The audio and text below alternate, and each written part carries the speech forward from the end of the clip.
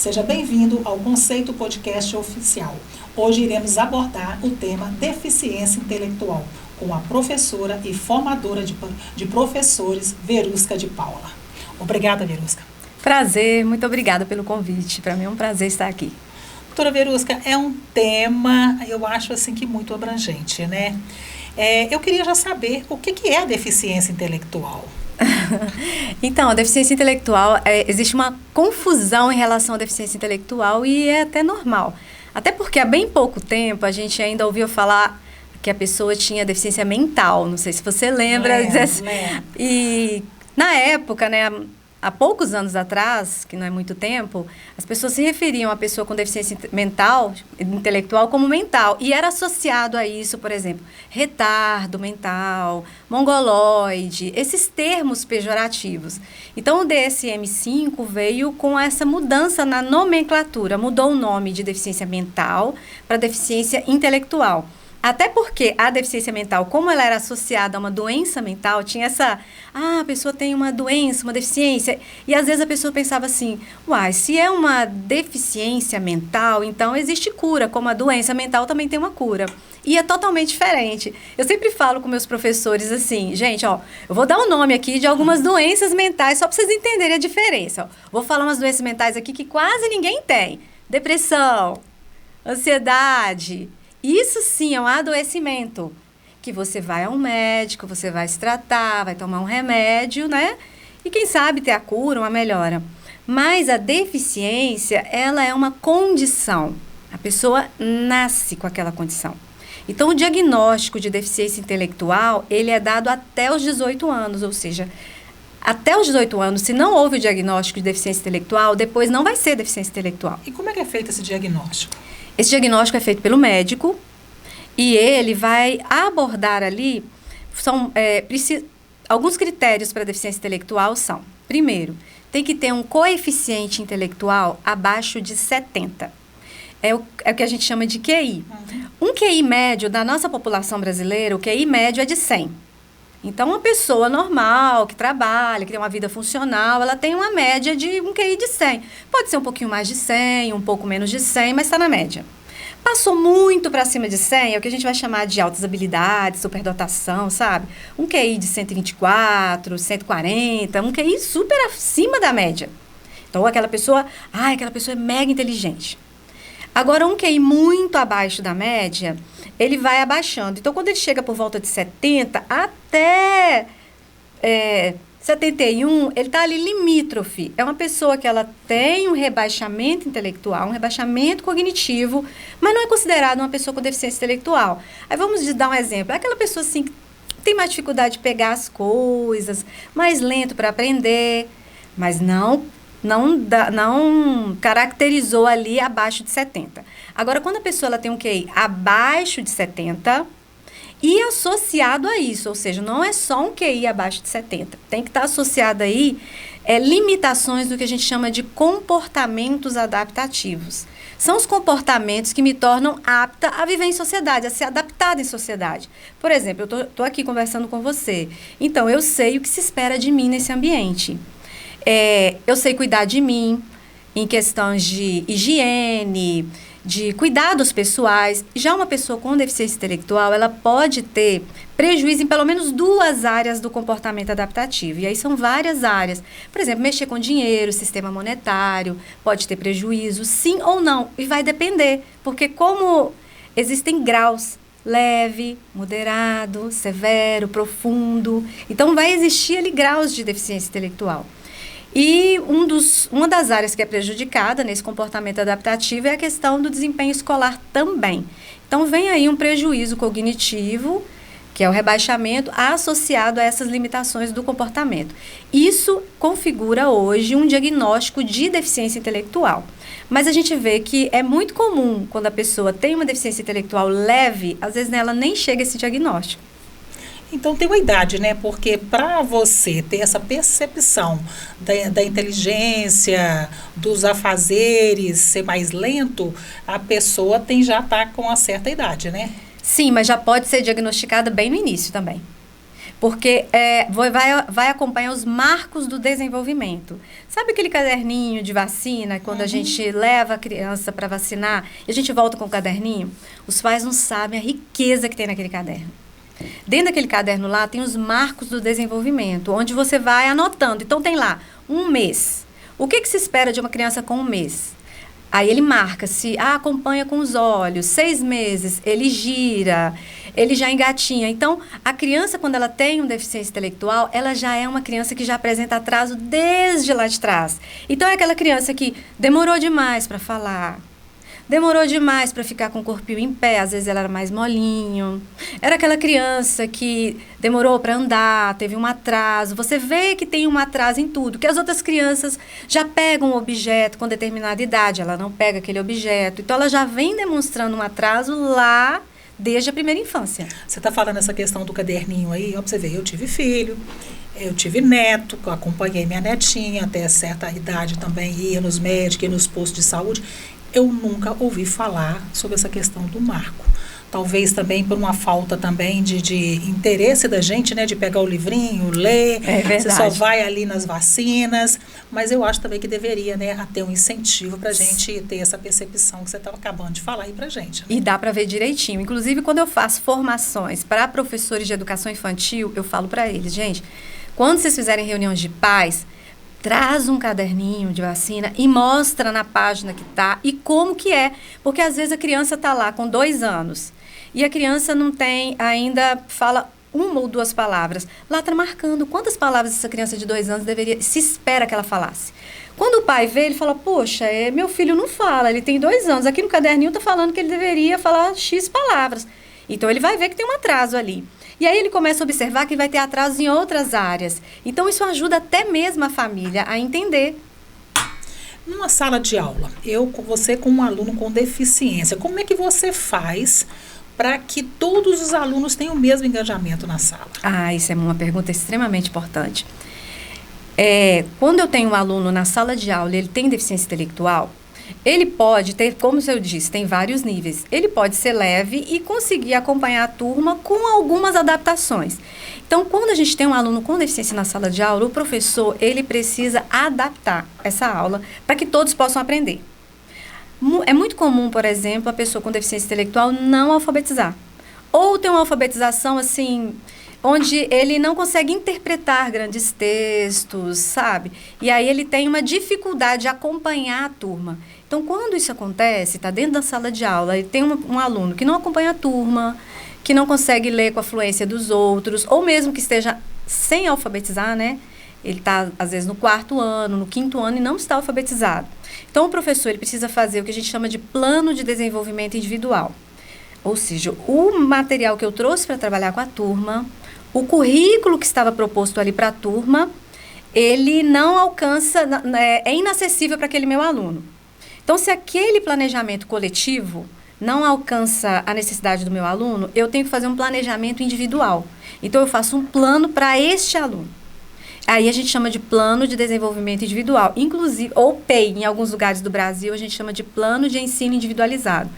E esse eu falo que é quase que o bicho-papão dos professores hoje em dia.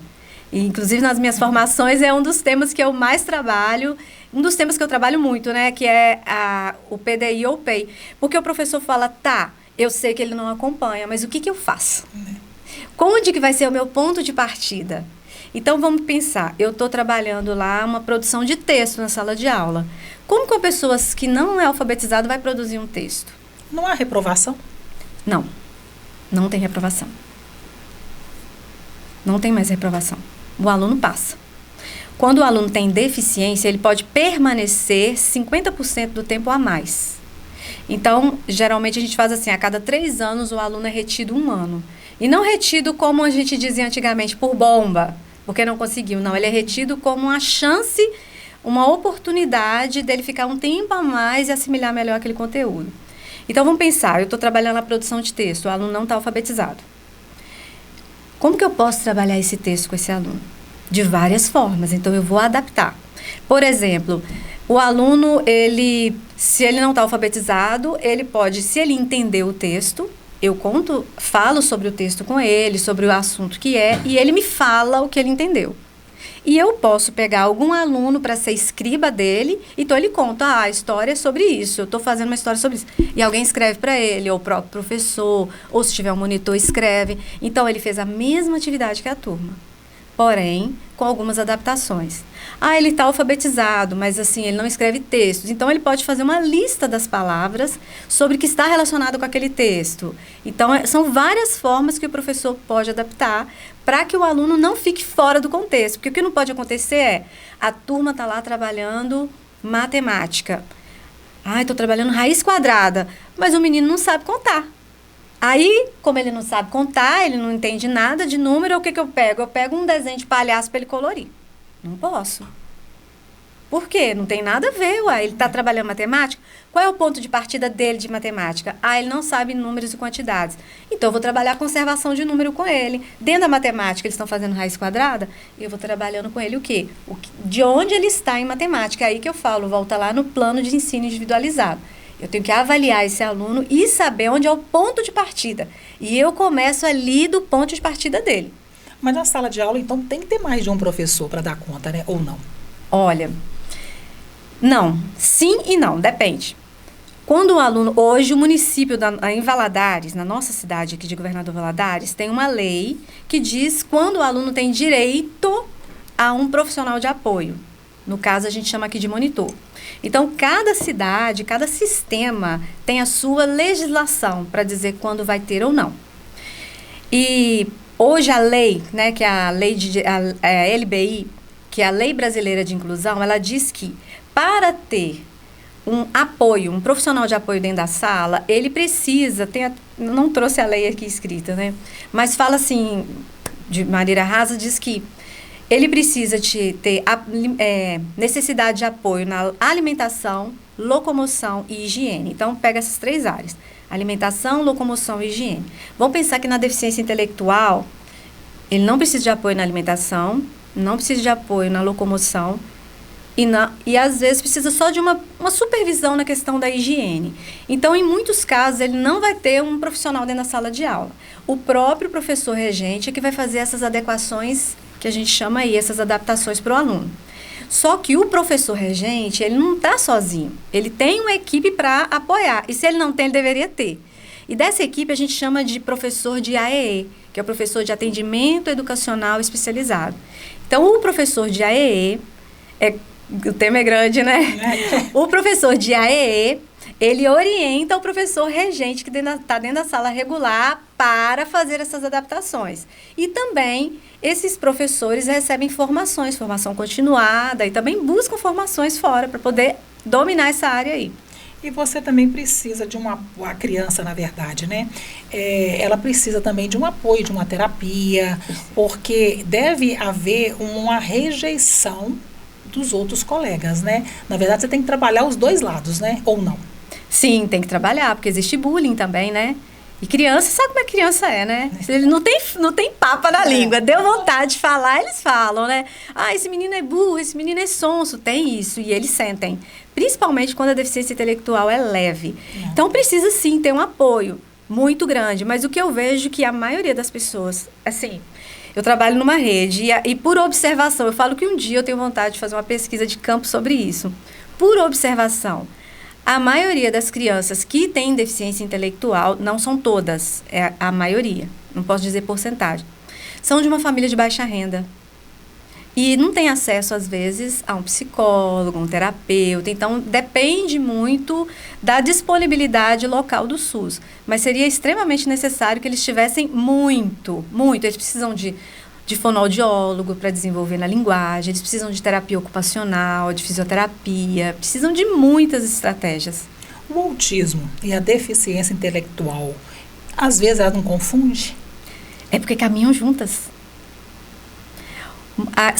Em torno de 70% das pessoas com autismo tem também associada a deficiência intelectual. Então, pode ter muita confusão, sim. O aprendizado da pessoa que tem deficiência, ela depende também muito da família, né? Do engajamento em casa, dos coleguinhas, para despertar que a criança ela tenha o interesse de aprender, né? Ou não? Demais. Em casa, tudo começa lá dentro de casa, até porque assim, as melhores janelas de oportunidade de aprendizagem a gente tem ali na primeira infância.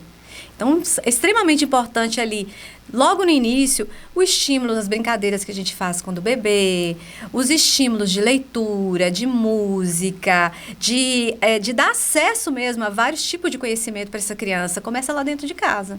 Então, você vê crianças que são estimuladas, às vezes elas seriam muito mais graves, era para ter vamos dizer assim, uma limitação muito maior, e você vê que a limitação é menor do que às vezes crianças que são deficientes intelectual leve, porque o estímulo faz a diferença. Nós comentamos lá atrás sobre a questão da baixa renda, que a gente vê mais esse tipo de criança. Tem alguma coisa a ver na gestação ou não? Também tem a ver com a gestação. Tem a ver sim com a gestação. Pessoas que fazem uso de drogas podem ter crianças com deficiência intelectual, usuários de drogas, de bebida, dependendo da ingestão de bebida alcoólica. A deficiência intelectual tem alguma coisa a ver com a gestação? Sim, ela pode ser consequência do período gestacional. Por exemplo, pessoas que são usuários de droga, elas podem ter crianças, um bebê com deficiência intelectual.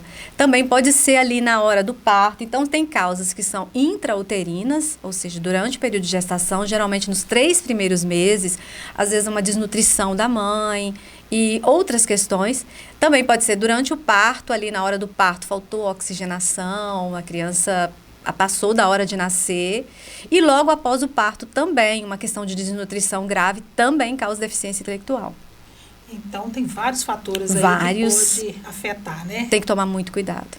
E geralmente essas crianças, elas com tratamento, com a terapia, com fono, com todo um apoio, pode reverter este caso ou não? Não tem reversão. Porque é uma condição. Uma vez ali que deu o diagnóstico de deficiência intelectual, não tem cura. Existe ali o que vai se fazer para dar funcionalidade, uma qualidade de vida para aquela pessoa. Mas a cura não existe. A sexualidade de quem tem deficiência, ela é inferior ou é mais aflorada? Esse é um caso até interessante, porque a pessoa vou dar um exemplo aqui. Quem tem síndrome de Down, não são todos, mas a grande maioria das pessoas com síndrome de Down, elas têm a deficiência intelectual ali. Então, a pessoa fala assim, as pessoas com síndrome de Down têm a sexualidade mais aflorada. Então, é associado muito essa sexualidade à pessoa com deficiência intelectual. E eu digo assim, gente, a deficiência, ela é intelectual, ela não é hormonal. O que um adolescente de 14 anos mais quer fazer, gente? Beijar na boca! E como um adolescente de 14 anos com deficiência intelectual, ele também quer beijar na boca. Só que um adolescente que não tem a deficiência intelectual, ele vê uma moça bonita e ele pensa, puxa, ela é bonita, mas ela tem namorado, nossa, ela não vai gostar de mim. Ele fica pensando e aí ele não parte para cima dela. Mas dependendo da pessoa com deficiência intelectual, principalmente com síndrome de Down, ele vê uma moça bonita, ele já pode chegar junto e falar, quer namorar comigo? Ele já quer beijar, quer abraçar, porque ele não tem esse controle, esse freio inibitório, ele não tem essa leitura tão ampla do social, do que espera de mim nesse ambiente, o que eu posso fazer ou não. Então, ele vai ali na impulsividade. Inclusive, tem até um caso, quando eu comecei a trabalhar com alunos com deficiência intelectual, tinha um jovem que ele tinha síndrome de Down, e ele era bem alto, bem grandão, sabe? Toda vez que ele me via, ele queria me abraçar e me beijar. E era uma beijação que eu não estava dando conta. Mas como eu não sabia, eu falava assim, ai, coitadinho, né? Ele quer beijar, vai eu dar beijar. E aí ele passava por mim, assim, umas 10 vezes por dia que ele passava por mim, ele falava assim, beijinho, beijinho, beijinho. Aí vinha, e abraçava e beijava. Aí eu, tá... De novo, eu já estava ficando cansada daquilo. Aí uma psicóloga, que já tinha mais experiência que eu, ela falou assim, Verusca, vem aqui, isso tá errado. Você beija e abraça todo mundo todas as vezes que você se encontra? Eu falei, não. Eu falei, pois é, a gente tem que ensiná-lo para viver em sociedade.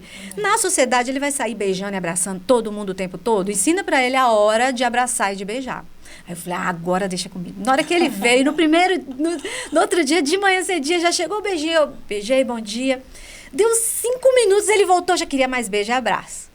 Aí eu falei, não, Você já me abraçou, já me beijou. Olha, eu sou casada, meu marido não gosta. Daí a pouco ele veio de novo, olha o meu marido. Aí quando ele vinha, eu já mostrava a aliança assim, sabe? Ela falou, a gente tem que ensinar para viver em sociedade. Então, o comportamento que eu espero dele hoje, que eu ensino ele hoje, é o que eu vou esperar dele no futuro. Então, se hoje eu deixo ele fazer pirraça em qualquer lugar, ele vai fazer lá no futuro. Eu tive um caso de um aluno que ele tinha 6 anos e ele não aceitava ir ao banheiro. Então, o que a família permitiu? Deixava ele no quintal, sem fraldas, e ele literalmente saía andando e evacuando. E aí eu fui conversar com a mãe, ela falou, é porque ele faz e tal, ele não consigo e tal. Eu falei, olha, mas você já imaginou que esse menino de 6 anos vai virar um adulto? E pelo andar da carruagem, seu filho é muito grande. Ele vai virar um homão. Você já imaginou um homem de 18, 20 anos, nu pelo quintal fazendo isso? Ela falou, nossa, eu nunca imaginei. Eu falei, ele vai crescer, vai ser um homem. Então, hoje nós vamos ensiná-lo a utilizar esse banheiro. Como que vai ser? Nós vamos criar estratégias para que no futuro ele saiba utilizar. Mas se você deixar assim, quando que você vai tomar conta disso? Quando que vai mudar isso? Então, a gente tem que ir trabalhando para essa funcionalidade, para essa adequação social. E isso a gente precisa fazer. As pessoas que têm essa deficiência, elas podem ir para o mercado de trabalho normalmente ou não? Elas podem ir sim para o mercado de trabalho. Hoje, inclusive, eu tive notícia de uma aluna nossa, ex-aluna nossa, que está trabalhando no supermercado aqui no caixa. Ou seja, ela não está nem no embrulho, ela está lá no caixa. Então, dependendo da orientação, da instrução, do serviço que ele vai fazer. Então, por exemplo, se eu for trabalhar no supermercado, no caixa, ela tem que saber fazer, no mínimo, contas de mais e de menos, de adição, subtração, multiplicação. Ela tem que ter o domínio disso. Seriar, agrupar. Então, eu não coloco um produto de higiene como a carne. Ela tem que saber classificar. Se isso for bem trabalhado, sim. E, inclusive, é necessário que trabalhe. Existe benefício do governo. Essas pessoas que não conseguem ir para o mercado de trabalho, elas conseguem esse benefício ou não? Existe o benefício do governo, chama BPC. É o LOAS, né? É o LOAS, é benefício de prestação continuada. Mas existem algumas regras para conseguir esse benefício. Sim. Precisa ter uma renda per capita a um quarto do salário mínimo. Então, assim, a família tem que ir lá, né, e ver se ela se enquadra dentro desse critério. Mas essa criança, tá? Voltando à questão da socialização, se ela não conseguir socializar dentro da sala de aula, como é que vocês fazem? Vocês trocam de sala ou vocês tentam fazer um trabalho mais intenso de terapia? Como é que funciona? Na verdade, a gente tem que fazer um trabalho com a turma toda para a questão da aceitação. Geralmente, o aluno com deficiência intelectual, ele não tem essa dificuldade de interagir com os outros. Isso já é mais os alunos com autismo, que fica mais isolado, não interage. Já a pessoa com deficiência intelectual, ela já não tem mais essa dificuldade tão grande. Muitas vezes pode acontecer da turma ter um bullying ali, ou uma não aceitação. Então, a gente faz um trabalho com a turma, de maneira geral, para evitar o bullying e para aceitar. Mas, geralmente, não é indicado trocar de turma, não. Até porque, se eu trocar de turma, o problema vai continuar lá ou vai parar? Pode ser que continue, e aí eu vou sempre trocando de turma. Não, eu tenho que resolver esse problema aqui. Por quê? Ele pode ter essa não aceitação hoje, enquanto criança, mas quando for jovem, vão ter outras situações. Então, eu tenho que ensiná-lo já a ter essas habilidades para que no futuro, quando ele estiver adulto, seja na igreja, seja no trabalho, aonde ele for, ele também saiba lidar com essas situações. Então, as crianças, então, elas conseguem se superar e ir para o mercado de trabalho. Estímulo de trabalho, então, sim. Fiquei satisfeita com a informação, porque eu achei que muitos não conseguiriam ir para o mercado, né? Então, já que existe essa probabilidade também, eu acho que depende muito do esforço da criança, do esforço da família. E existem várias frentes de trabalho. É lógico que não dá para... Tem funções que vão ser muito complicadas para uma pessoa com deficiência intelectual exercer. Por exemplo, a contabilidade, várias, não vou citar aqui, que eu posso estar pecando, né? A pessoa falar, olha, eu conheço alguém com deficiência intelectual que é contador, e né? Pode ter sim, a gente não sabe o potencial de cada um, onde pode chegar. Mas eu tenho que ver que, dependendo do nível da deficiência que a pessoa tem, ou, dependendo do estímulo, ela pode exercer a função que ela quiser. Lá atrás nós falamos sobre a questão do QI, como é que era feito. Ontem eu peguei no computador lá e tinha um teste lá e eu fui fazer o teste. Aí fiz o teste muito complicado, não é um teste fácil de ser feito. Qual que você fez? Eu não sei te falar o nome, eu tenho ele no computador. É de imagens? Aí deu que estava compatível, que estava bom. Tá bom. Mas que não é fácil, não é feito, não é. A minha pergunta é, a criança, ela faz esse teste escrito, é um teste falado, porque não ficou bem claro para mim como é que como é que você dá esse diagnóstico para uma pessoa que ela tem uma deficiência? Quem dá o diagnóstico, na verdade, é médico, né? E os psicólogos também fazem avaliações. Essa avaliação que você deve ter feito aí deve ser uma avaliação psicológica. E nessa avaliação, não é a minha área de domínio, né? Isso aí já é uma avaliação psicológica. Então, eles lá, têm as intervenções deles lá para poder fazer, mas depende da idade da criança. Para cada idade tem um teste diferente. Ah, tá. Então, o que se espera nessa idade? Eu não posso dar um teste de imagem para uma criança de 3, 4 anos, ela não vai conseguir concentrar ou nem olhar. Então, tem os testes de acordo com a idade. É de acordo com a idade? É de acordo com a idade. Nossa, porque o que eu fiz era muito difícil. Era muito difícil. Era de números, aí de desenhos, o desenho que faltava para encaixar naquele outro desenho. Aí você olhava e tudo parecia que era igual. Então, assim, demora. Mas você passou, tempo, né? Passei, tá ótimo. Passei. Mas eu achei que teve alguma coisa errada, porque estava muito difícil e eu ter conseguido acertar para conseguir a média. Tem que ver que teste é esse, como é que foi feito, Depois né? eu vou te mandar o link para legal. Você dar uma olhada. Uhum. Tem mais alguma observação que a gente deveria ser feito? A questão dos professores que você forma. Geralmente é o município que te contrata para você formar esses professores, para trabalhar com essas pessoas com deficiência. Ou como é que é feito isso? Na verdade, são 3 formas. Hoje eu sou professora do município. Enquanto professora do município, eu sou formadora dos professores da rede municipal. Então, eu trabalho com a formação de todos os professores da rede. Eu vou nas escolas e dou as palestras para os professores dentro da necessidade que cada escola tem. Então, tem escola que fala, Verusca, aqui a gente está com dificuldade em relação ao autismo. Então, eu levo a formação. É PDI, adaptação de atividades, bem pontual.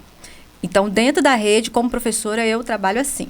Também eu trabalho para outros municípios que me contratam. Tá. Então, eu vou em outras cidades e outros municípios para dar formação, ou uma palestra, ou um seminário de educação inclusiva. E também eu trabalho online, onde eu formo professores. Hoje eu tenho professores do Brasil todos, que são professores de todo o Brasil, já estão trabalhando comigo, são meus alunos. Eu tenho um curso online que chama Rota da Inclusão. E nesse curso eu ensino professores de forma rápida e prática a fazer os alunos com deficiência aprender independente do diagnóstico. Então, a gente fala que aquilo que é a maior dor se transformou a minha missão.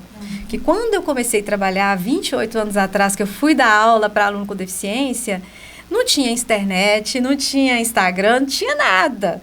Não tinha YouTube para a gente pegar um tutorial, não tinha nada. O máximo que eu podia fazer era ir na biblioteca da Univale, pegar um livro e ler sobre o assunto. Então, quando eu comecei a ter aluno com deficiência, eu não sabia o que fazer. Eu fiquei completamente perdida. Imagina, 25 anos atrás, uma menina praticamente recém-formada, já dando aula para um aluno que hoje eu sei que ele tinha autismo. E não sabia o que fazer. O menino não fazia as atividades, ele surtava dentro da sala de aula. Eu dava as mesmas atividades, ele não fazia. Eu dava atividade diferente, ele também não fazia. Então, era uma cobrança minha e da escola, e eu não sabia o que fazer. Então, foi aí que eu comecei a buscar estratégias para solucionar esse problema meu. O curso não precisa ser somente professor para fazer este curso, né? Eu acho que qualquer pessoa que tem alguém com deficiência no seu meio, é interessante fazer o curso ou não. O curso seu é direcionado? O meu curso é direcionado para professores, porque eu faço tudo que um professor dentro da sala de aula ou na sala de recursos precisa para trabalhar com aluno com deficiência. Então, hoje a gente vê muitos cursos assim, voltados para as deficiências específicas ou para áreas específicas. Então, eu pensei, não, eu quero um curso onde o professor, ele tenha tudo o que ele precisa enquanto professor de sala de aula. Então, lá dentro, eu sou professora de sala de aula, eu não vou ter só aluno com autismo, nem só aluno com deficiência intelectual.